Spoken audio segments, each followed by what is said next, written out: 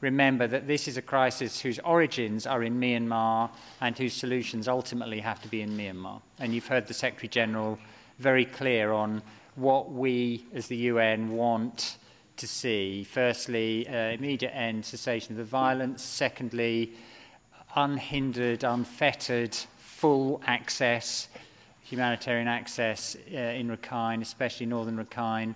And then thirdly, the conditions to be put in place for safe, dignified, voluntary return of the now more than 500,000 Rohingya refugees who have fled in the last 7 weeks, together with those who fled earlier. In order to make easier the access.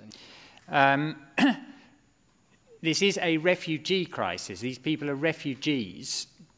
The law is absolutely crystal clear that they meet the test of being a refugee, and that means that we want to see the refugee agency, UNHCR, play its full role. And Tony and I and others talked to the government of Bangladesh about that.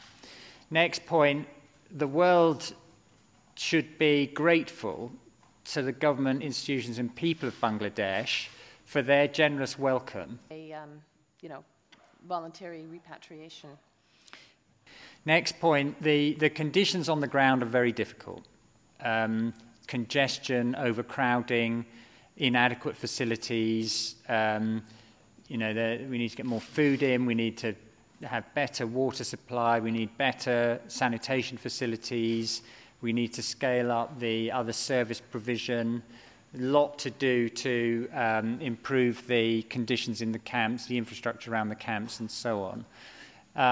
But the operation is scaling up and is making a difference. On the UN side, in the last 7 weeks, we have delivered food rations to more than 9 million people. We've built shelter for 150,000 people. We've provided water and sanitation for more than 300,000 people. We've immunized more than 150,000 children. Bangladesh and Myanmar regarding what is meant to be a, There are, obviously there's into the hundreds of thousands of Rohingyas still in Myanmar, and we want to be ready in case there is a further exodus. We think, taking all those things together, we're going to need, for the UN operation, $434 million over the 6 months from September to February.